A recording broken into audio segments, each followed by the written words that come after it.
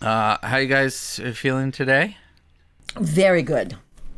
Because I was fed. I fed myself. My son did a Zoom car ride to get my organic turkey sandwich from Cherry's, the local spot. Dad, how are you? No comment? I'll pass on that question. Yeah, that's fair. You can pass on any question. It's a great thing about Don't Listen to Us. Yeah. Nobody's listening, so you don't have to say anything. Welcome to Don't Listen to Us. I'm Giddy Guru. Who are you? I'm Mandy Boo. Mandy Boo? Kathryn Tutu. Kathryn Tutu. I don't know. What? You got to just tell. It's a thing you have to do. You have to tell people who you are. All right, every single time. Well, yeah, because somebody's just coming in on this is their first time hearing and that's Becky. Nonsense. Becky. Okay. Great. Laying Becky's down right in there, the dog. whatever part of her you see. Dad, you asked me to go pick up a box from over by the driveway for you. Is that why you didn't pick it up? Because you want to make it part of the podcast? No, I was just thinking. Yeah, go ahead. How does it feel if your children, you ask them to do something and they say no? Do you feel like what's wrong with them? I'm responsible for giving them it was an their appropriate life. answer, and I'm taking a quarter off your allowance. That's one of Dad's favorite I think jokes. Dad, I know. Yeah, I only hear it like once every let's hear one of your 2 favorite minutes. jokes. What's your favorite joke? What's that favorite joke you kept saying the defensive. other day? Oh, my favorite joke that I heard is two Gentiles are walking down the street. One says to the other, "So how's business?" And the other responds, "Great." That's a great. It took me a second. It took me a second too, but that's a good joke. It's a for all of you people out there who've never met a Jew. Just do some Googling to try to figure out why that is an answer by a non-Jewish person. Want to get into listener question 1, a voice note from About the oceans? It might be about water. No, next we have a chewy, interesting dilemma for you guys from Sarah. We're going to put our headphones in here. Okay, chewy makes me think of a really good chocolate chip cookie, gooey, chewy, nice and warm. The ones you used to make, kid. I don't know if she mentions cookies, but she You might. made a great chocolate chip cookie, and you haven't made one for quite some time. I know, I'm trying. And I even like them frozen. Trying not to eat those. Yeah. Do you have a cold? I think I have some allergies. Are you going to snorkel all through the I might. the talk I today? might. All right, let's have a listen to... Oh, man. Jesus. My least favorite Maybe it song. was Gideon. Maybe it wasn't nobody me. was You do particularly just all kinds That of was a comedy sounds for the radio. snorkel. There's some That was a comedy snorkel. This is some knuckle cracking for the radio. Is that a Here, popular I thing? can do some. There Yeah, you go. people love it. Okay, let's take a listen to Sarah's voice note. Hi, Mandy and Kathryn. I have a question for you. I have a friend that recently accepted a new job, and although I'm super excited for them, this new chapter in their lives, I am worried that this job isn't a great fit for them. And more so, I'm morally opposed to the work that this company does. I strongly believe that the company is causing harm to others, and that's something that's hard for me to look past. So, yeah, I'm wondering if you have any advice for me or anyone going through something similar. Thank you so much for your time. Wow, Sarah. Well, you can't, obviously, you recorded this, so we can't have a conversation with you. It's really hard for me to talk about this without knowing what the job is. But I'll take a stab at it. Tell her to quit. No, I would feel totally differently. I'd feel absolutely differently. Sarah, it's great that you're friends with somebody that you care about, and I hear your concern, but it's not you doing the job. I think it would be totally appropriate if this is a close friend for you to say, I wonder if you're really aware of the harm this job will cause. How do you feel about the harm the job causes? But if that friend is takes the job knowing full well what the business does, She can either say, I'm sorry, I'm desperate for a job, I don't care what they do, or I disagree with you. And then it may be a wrench in your friendship. But I don't think you can say, I wouldn't take that job, I would quit that job, and I'm wondering if what you're thinking about, because it makes me so uncomfortable that somebody I care about and I know is a good person is going to take that job. I don't agree. But I don't think Kathryn. you can just say quit. I don't agree. I would do everything I could to counsel her friend for a job that is morally offensive to Sarah and does harm to people to not accept that job. I mean, I think I'm generally aligned with Dad on this one, but it's hard to know without more specifics of what the harm is. You know, some people think that television, just in general, is harmful. Yeah. And like rots people's brains and keeps them just like zoned out on, on the TV. And that might be, you know, her sort of moral parameters, or maybe she's feeling like this is a company that's inherently like racist or part of violence, and that's a very different thing. But it is tricky. I need to know what the company is, and I need to know. I don't need to know the friend's name. I do need to know the company's name. I need to know what they do, and I need to know what she considers the harm that they would do to others. Or what the level do of without harm, naming the company. Or if you're going to get sued by naming the company, then what's the level of harm that X company does? Yeah, but I think you guys bring up an important part. Is it's like where are your values here? How flexible is your moral compass with being able to say, okay, it's doing some harm, but I need to make money. Everybody does some harm. Or do you have a line in the sand? And it sounds like for you, Dad, if you know a project or a company is doing harm to others, don't do it. I couldn't ask for a clearer description. And that's pretty clear. It's just, it is one of those things. I mean, I have a friend that does work for us, and I like her very much, and we couldn't be on more different political spectrums.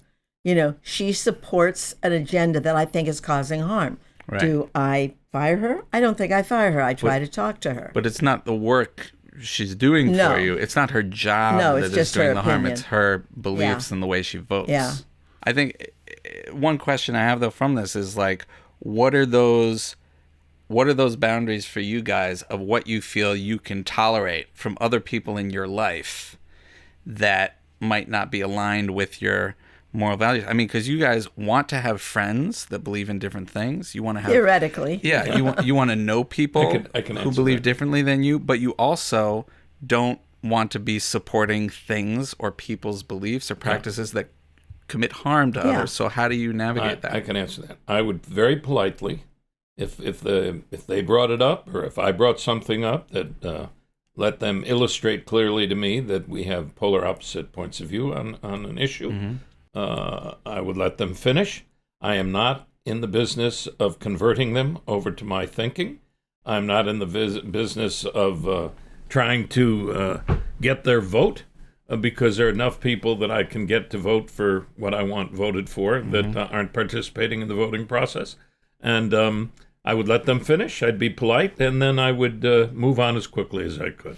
But because I need to save my energy for those individuals in our society who are not participating in the voting process or in the work process or whatever they're not participating in, and ignite them and get them to participate and believe that they have that at least the possibilities existing with them, that we will be morally and ethically aligned. And that's where I put my energy. So I hear you're kind of saying like choosing your battles and not exhausting yourself or frustrating yourself with somebody who's so far from your set of values that you can't reach. I appreciate their clarity because time is short, life isn't forever, and I need to spend my energy wisely. So they're giving me tremendous clarity. This is who I am. This is how I feel.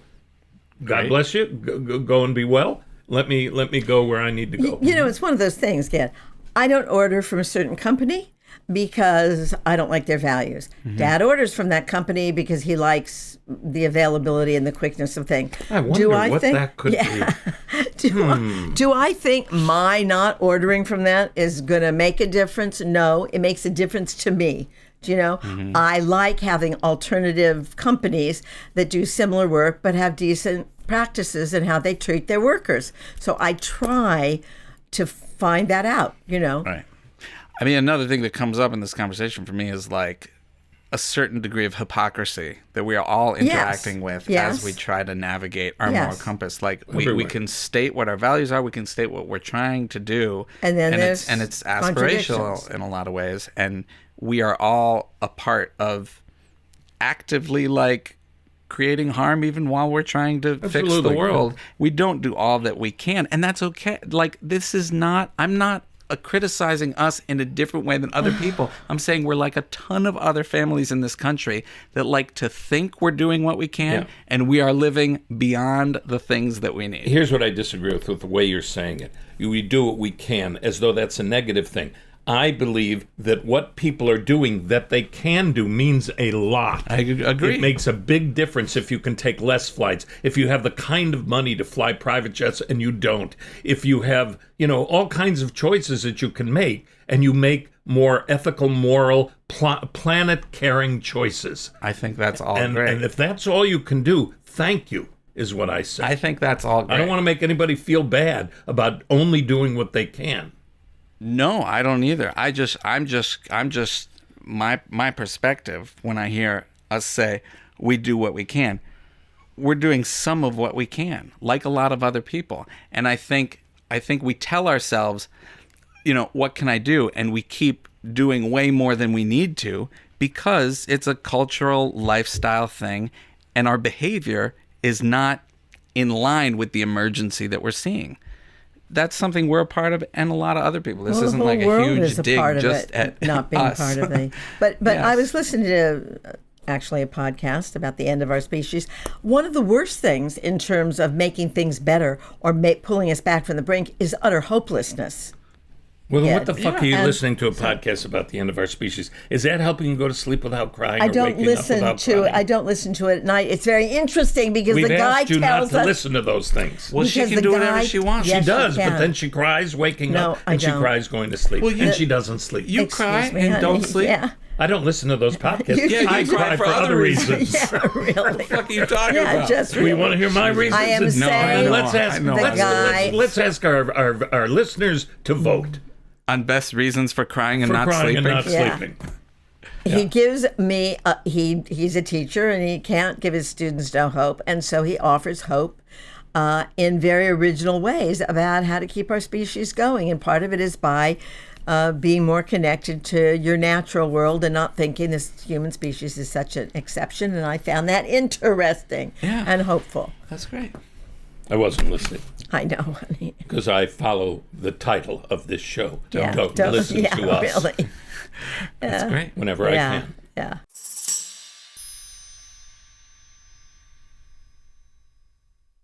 This episode is sponsored by BetterHelp. I was born in California, and I never understood that if people had the option, why they wouldn't live in a place that had all 4 seasons, because I found that magical. But I know as the days get shorter and it gets darker, some people feel a little shut in, a little lonely with that. And BetterHelp is encouraging everybody to reach out. Let the people that you're close with or haven't been in touch with for a while know you're there, And in these challenging times, it really feels good to remember you have a community, remember there are people that you feel close with. And if you need help outside of your community, it feels really good to reach out for a therapist. BetterHelp therapists work according to a strict code of conduct, and they are fully licensed in the U.S., which was really important to me to find out before I agreed to associate with BetterHelp, because I think licensing and skill and training is really important. This month, don't wait to reach out. Whether you're checking in on a friend or reaching out to a therapist yourself, BetterHelp makes it easier to take that first step. And our listeners get 10% off their first month at BetterHelp.com/don'tlisten. That's BetterHelp, HELP.com/don't listen. Let's make the fall a beautiful opportunity to connect and to heal what needs healing. Listener question 2 is an email that, Mom, I'd love you to read. This is an email from Chris. Hi, Mandy and Kathryn. Thanks for inviting us into this conversation space. It means a lot. Here's my dilemma. I've been writing lyrics and poems since the 70s, but I've never been able to play an instrument. Nervous breakdown, mental illness at age 16. So when I discovered AI music tools, I felt hopeful I could finally bring my lyrics to life. But now I find myself torn. I know you and many artists feel AI threatens creative integrity or jobs. I get that. But for someone like me, it's been a gateway, not a replacement. Question: is there room in the creative community for people using AI out of accessibility, not apathy? How do we balance innovation with respect for the craft? I don't want to be seen as cheating. I'm just trying to share my lyrics while I still have time. Thanks for listening, Chris. Thanks for writing that, Chris. Great question.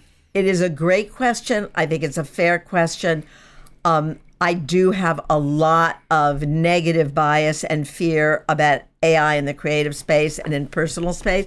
But I think what's really important is that people that use AI creatively, that you say that you've used it. I think it's important if you share your lyrics and your songs that you have, you know, like somebody will say, the characters in this book are not based on real life, you know. It's a disclaimer or a reclaimer. And I think that it's fair to the artist not using those tools that you are honest and transparent about it and tell them, you know, and just say, I have these lyrics I wanted to share, and because of personal things in my life, I needed to use AI tools. And then I think that's a valid way of being human while you're using that technology. I echo my wife, Kathryn Grody. I would add a little bit more to it. If you're writing lyrics, poems, stories that you put to music in any way, shape, form whatsoever, and you know the story you want to tell, or you want to paint a picture or something like that, that you do with your hands and your mind and your body, and you, for whatever reason, are not able to attain the skill to do that, to learn the instrument, to figure out how to paint, whatever it is, and you feel like your brain just doesn't work that way and you can't do it, but you still have the story that you want to tell. Tell it. Tell it any way you can, but only tell it after you've explored this possibility. Look for a musician that might be able to help you that you could afford, or who wants to do it pro bono, or who wants to collaborate with you on telling a story. Look for a painter who might be able to paint the picture that you're thinking of, or design the building that you'd like to build, or the house you want to live in for your friends or family or yourself, before you turn to a computer and an AI app. If you've exhausted all possibilities to collaborate and be with another human being, which I think is the key to being alive, which I got a lot to learn from what I just said, because it's hard sometimes to be with other people, but it's important. That's what I think defines us as a species, that we like to and need to be with other human beings and share ideas, thoughts, and most of all, creativity. There is no person on the planet that does not have the ability to create. Everyone can do it. It's just how you do it and who you do it with. And if you've checked everybody out in your neighborhood and the computer can help you do it, turn it on. Mm-hmm. Have you guys felt AI in your own lives as creatives yet? Has it encroached in that space? Creatives. Is it something you've been having to deal with as... No, it's just all the warnings. It's tons of warnings and tons of playwrights and tons of illustrators and artists freaking out about it. And I am trying to be open to the positive aspects of technology. I mean, this is a great one here. This is great. Chris has these issues, and then he's found this tool that could help him really express himself.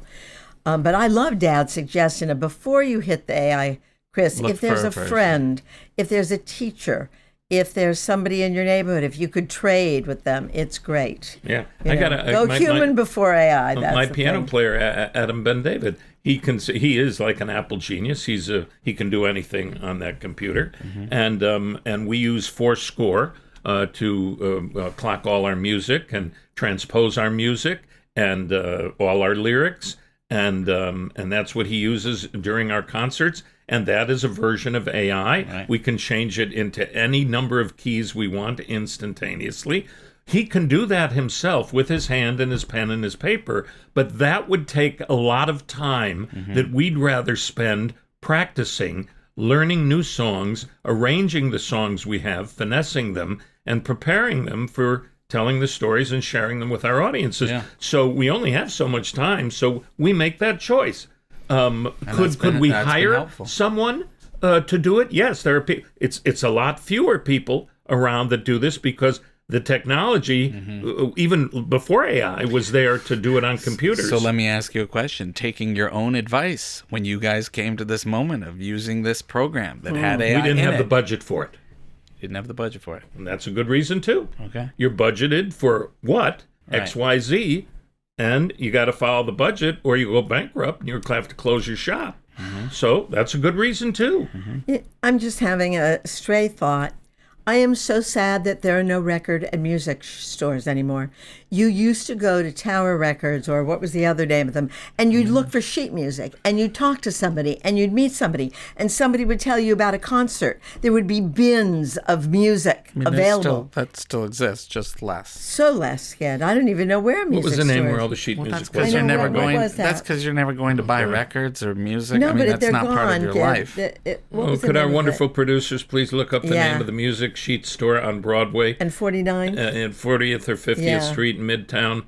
And it used to be the premier place, and now I can't remember it. But I hear you. That was a big. But that was a big. Let me just put it into AI, and it'll give you the answer, so I don't bother my producers. Yeah. I'll tell you an example that I thank God for AI. If I had a loved one who had a medical problem, and that problem could be cured by AI, medical technology and science and AI, oh my God! Please do it. Are there scientists that could do it? Sure. How long would it take? As a great dear friend of mine said, we can figure it out, but it's a question of turning over one lily pad at a time. Right. We know how the cell system works, but we have to do that, and it takes time. And if a supercomputer can do it in time to save my loved one, do it. Yeah. And I think that very well might be one of the many motivations for creating this technology. Say you can cure cancer. And meanwhile, you might explode the entire world. That's right. Doing that. That's right. I think you've cured cancer. But you've cured cancer. Yeah, so great. So well the done. plant life that will remain, or the other animals. So no more cancer. The animal the place was called Colony Music. Colony Music. Yes, it was. Thank you. It was Colony Music. I love that. I loved going in there. There was all these people that worked there knew all music, and you would have conversations with strangers. It was a way of practicing being in community with each other with a level of stranger kindness that we've totally gotten rid of. And what did you give me as a gift that's all over the walls in my room? Your sheet music covers from all the songs, all the old songs, the old songs I used to, that I still sing. You found it there, but they're like artworks. Yeah. The cover, the sheet music, the sheet music, and we framed them all and put them all. And up every on the time, I do not understand how the choice is made about what journalists read their articles or have voice actors read them, and if it's an automated voice. If I want to listen to something and I hear this is read by an automated voice, I smash my hand on it as if that algorithm will know I'm pissed off because I don't want to hear an automated voice that sounds exactly alike and is not human. Now it's a real difference. Here's what I'm hearing: if this conversation could be fed into AI, I would type in, "Could you make these two people sound a bit calmer?" More sane that'll individuals. Be part of the editing Could you process. do it so that maybe more people could hang in for a few seconds? Make them smarter, better, saner, better, but a little less crazy, a little less intense. Yeah. So we've now been programmed for AI, and we'll show you how that comes out.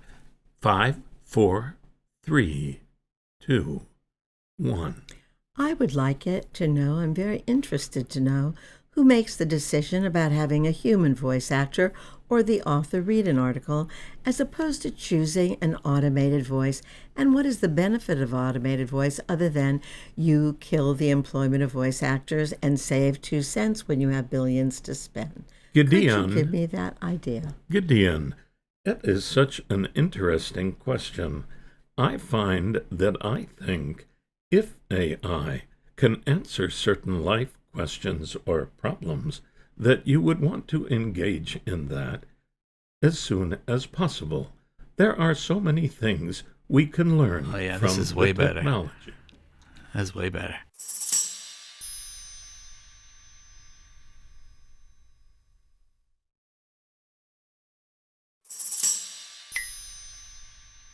Okay, Mom, Dad, this round we will be joined by a live caller. We got a very intriguing email in our inbox from her. I'll read it to you before we bring her in. Email read, Dear Mandy and Kathryn, I've always had a feeling that my late husband, the dancer, director, choreographer Gene Kelly, might have been an influence in your lives. Oh, wow. I wanted to ask you about this for years, but I didn't know how to contact you directly. Thank you so much. With fondness and admiration, Patricia Kelly. Wow. And to those of you who might not know, the late, great Gene Kelly revolutionized dance in movies. You know him from Singin' in the Rain and Anchor's Way.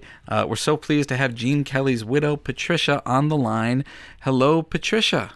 Hello. Thank you for having me. Thanks for joining us. Wow. Hello, Patricia. What an honor to talk to you. Well, as I say, I've been wanting to do it for about, I don't know how, maybe 3 decades. Wow. Isn't it great, Patricia, with this? That's a good thing about technology, is it lets us finalize 30-year-old intentions, you know? Well, for you to have been lucky enough to had a partner who was one of the greatest contributors to humankind in terms of heart and soul through his feet, body, hands, face, and being is just unbelievable that I'm even getting to talk to someone that close to Gene Kelly. And I had the privilege of sitting with your husband and meeting him for the movie, the second greatest entertainment. What was it called? The greatest show on That's earth? Entertainment. That's Entertainment 2, you remember? And he Yes. was working at Zoetrope Studios. I believe he had an office there. And I was a kid. I was about 25 or 30 years old. And I walked in, and there he was, sitting behind the desk without his toupee. And I felt I was in the presence of God Almighty. And what did he say to you? How did he give you great advice? I'm trying to remember. Do you remember? The No, diamond it was advice. about failing. Wasn't Gene Kelly the one you've always that's told the that one story? he said. It's Yes. Gene Kelly who said that to me. And I stopped quoting him, so I forgot that it was Gene. Gene gave me the greatest piece of advice that I share with everyone. He said, let me tell you something, kid. This is how he said it. Let me tell you something, kid. We never learned anything from our successes. They pat us on the back and send us on our way.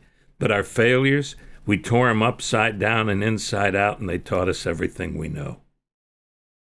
Yep. That sounds just like him. Yeah, that was And word the for kid- word. The kid part, too.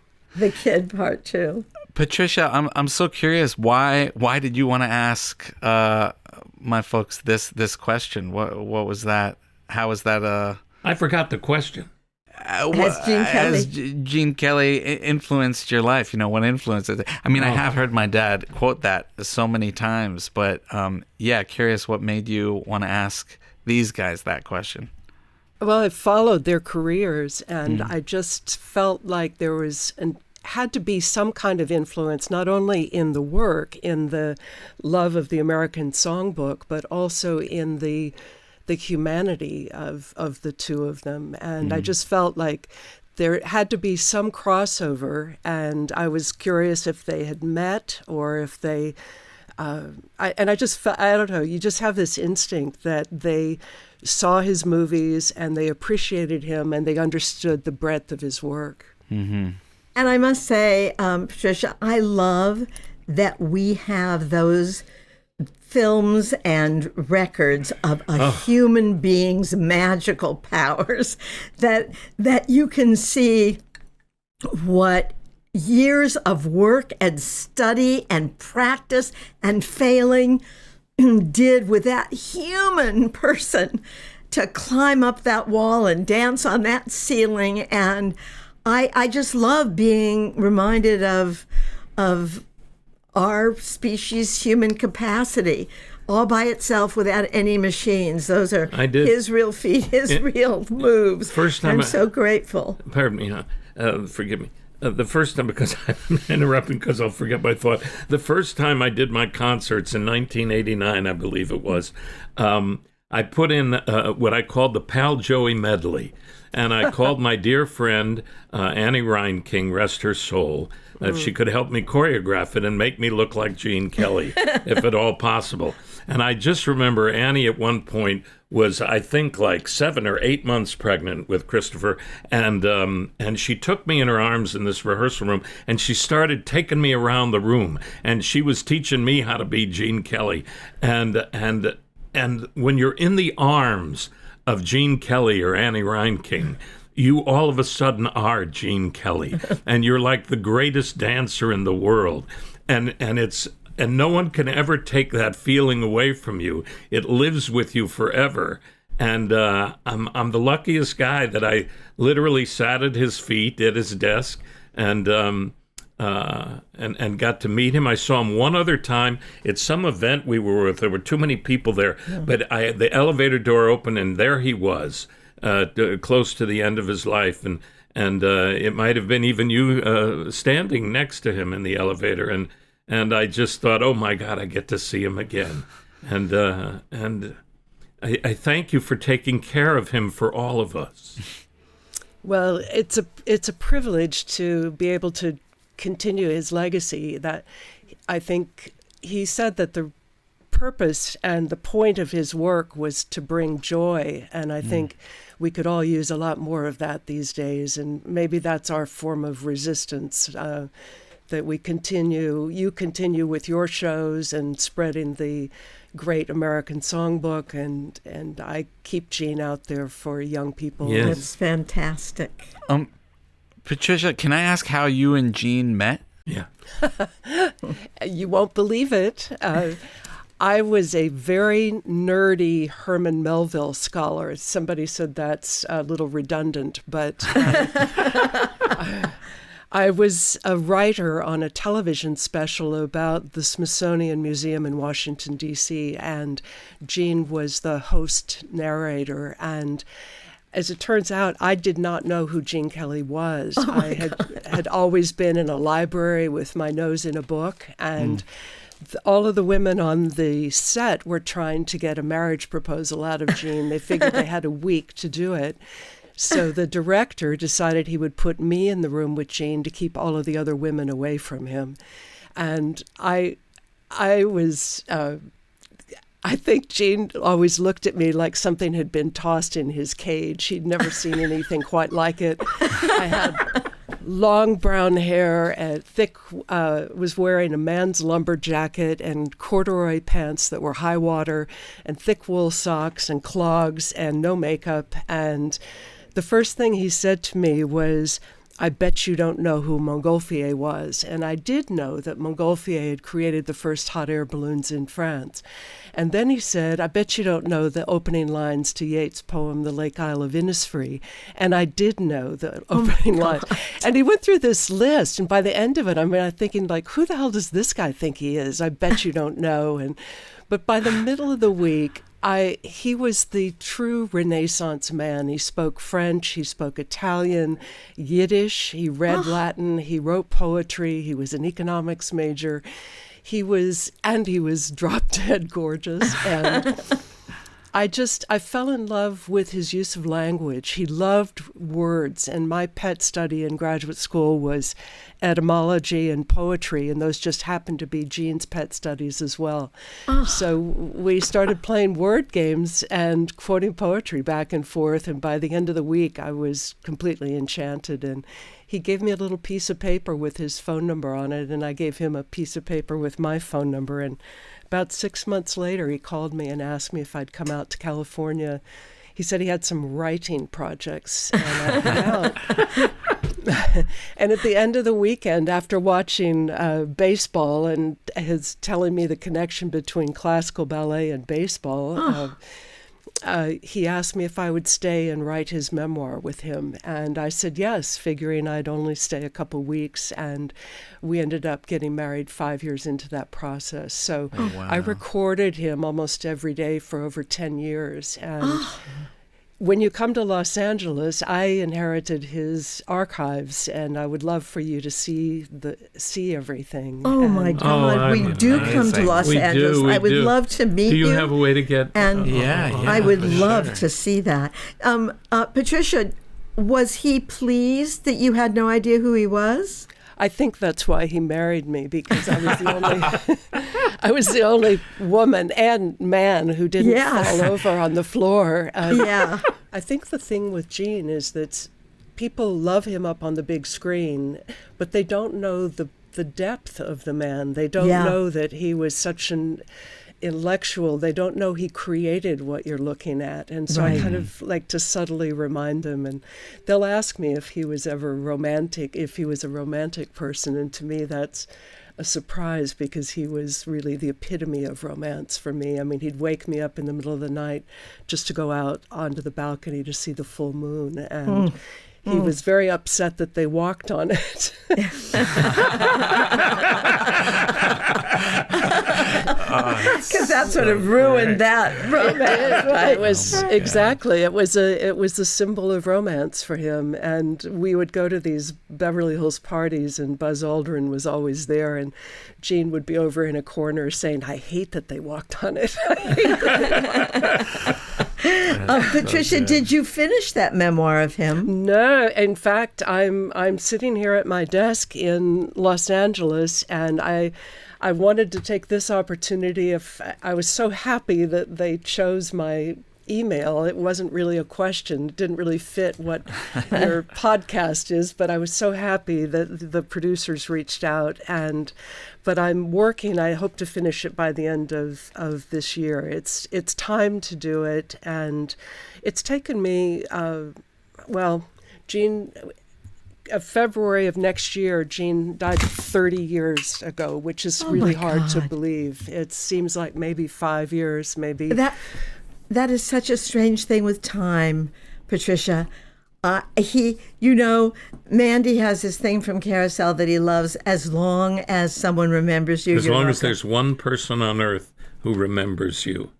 You're not gone. It isn't over. It isn't over. Yeah. And I cannot, for me, I wasn't, I would have said a few years ago, because I watch all the time, and I watch particularly when I need a dose of joy, Patricia. So I'm very anxious to read the memoir, and I'm so grateful for your sharing this extraordinary human with so many people and new generations, and I can't wait to meet you and see the archive and read the book. I have to ask you something else, because Kathryn and I are in the aging process, happy to be here doing that. And I just wondered, did Gene share or teach you anything about growing older and aging and that this chapter of life as changes start to occur? Very much so. That's a very good question, I think. I've never been asked that, and I think, and I do talk about it in what I'm writing, because what I learned from Gene was how to end your life gracefully and with dignity. And he was faced with so many medical challenges. He had a stroke and lost the use of his left side. So for a man whose entire life had been around movement and control, he no longer had that. And yet, and I've heard, I read people write things. You've probably found this about your own lives, that there's very little that people write that's very accurate, and the internet is terrible. But I'll read things that it was very sad, and I always say that Gene deserves to be seen at the end of his life in the array of emotions that it covered the gamut. I mean, sure, there was sadness, but there was also joy, there was tenderness, there was understanding, there was thoughtfulness. But he really taught me, and he taught me with his friends. Two of his friends died before Gene did. The great director Richard Brooks, who was one of Gene's closest friends, and also our literary agent, Irving Swifty Lazar, died. And I was able to watch Gene in the interactions with these two men as they were dying. And it really, in an interesting way, it was a way for me and a way for Gene to see how I would be with him at the end of his life. It was really kind of a training ground for me to learn to be comfortable with the end of life. And I think it gave Gene a lot of quietude as well, because he knew how he'd be cared for at the end. So it was a real bonding experience, because the biggest difficulty we had was in confidentiality. That was the pre-HIPAA laws. So the nurses were selling the stories out of the hospitals, and the 911 call was always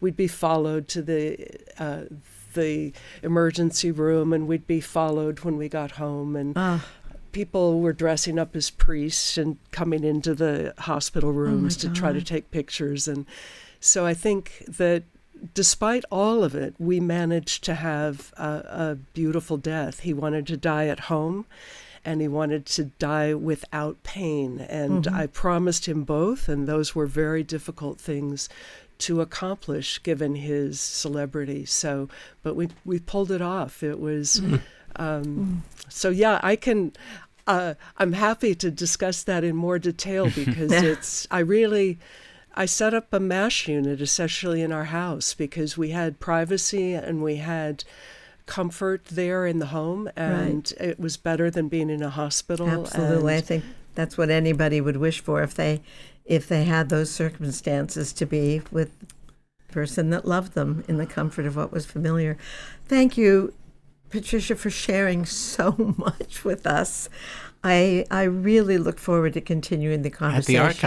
At the archive. Yeah. Patricia, go ahead. What were you going to say? Well, I was going to say I'll cook you one of my famous toaster oven dinners. I have all the dancers from around the world come to my house, and I haven't installed an oven yet. I'll get around to that one. Yeah. Take your time. We'll bring a toaster oven. We'll bring our own toaster oven. I got to tell you, Patricia, I'm looking out a window onto the woods, listening to you. My face has been aching from just smiling from the minute you started speaking, and then just staring out into space, listening to you, maybe more intently than I've ever remembered myself listening, seeing Gene dancing in the woods and outside the window in the air that I've just been gazing at while I've just been listening to you come into our lives.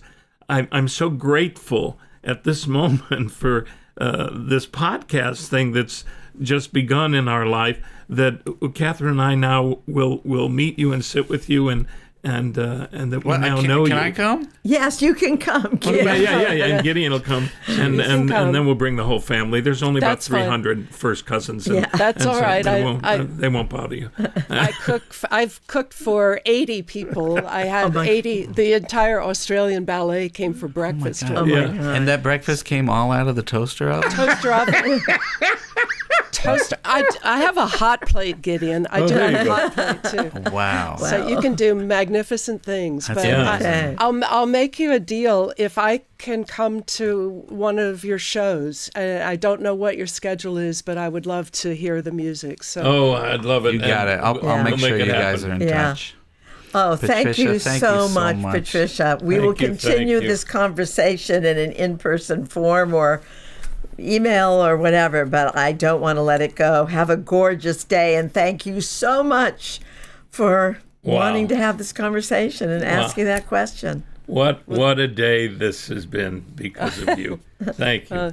Thank you. That's a mutual feeling. So enjoy the rest. You will have noticed that both of your voices got very calm during our conversation.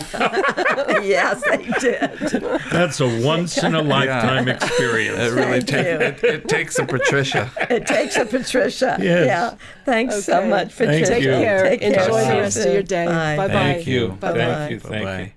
Thank you, Gideon, and So- thank you, Debbie and Katrina, for making that happen. You know, a little interesting fact about Singing in the Rain is it's public domain. Are you kidding? Oh, wow. Really? Is it really? Yeah. Oh, my God. I'm like Singing literally in the rain. flipping out flying Kathryn's from singing. from- Do you know how it goes, Ma? I do. I'm singing in the rain, just singing in the rain. Yeah, da The da da glorious da. feeling. Yeah, I'm happy again. I walk down the lane with that happy refrain. I'm laughing and singing in the rain. Da da da ba da ba da da da da da da ba da da da ba da da da. That was great. I mean, did you think that would go on like that? No, but you never know it. Don't listen to us. Yeah, don't listen to That's all us. the You time never we've got know. this week, folks. Oh, my God. Thank you for tuning in. Please send us your questions, stories, Oddities. things about your dead Curiosities. husbands, wives, anything, recipes, jokes. I don't you can get jokes, but that's okay. Yeah, You can send. try. Oh, That's there's all the more nothing reason. better Send us some jokes than Mom for explaining Kathryn a joke. Not to Yeah. understand. You can send us an email at askmandyandkathryn@gmail.com or check out our God, socials that for an was easy great. way to send us a voice note. Thanks so much for being here, and She's incredible. let's be we're all perfectly clear. Don't listen to us, Oh, please. don't. Don't. Just listen to whatever you Yeah. want, but don't listen to us. Boom, boom, boom. Don't listen to us. Don't. Listen to us.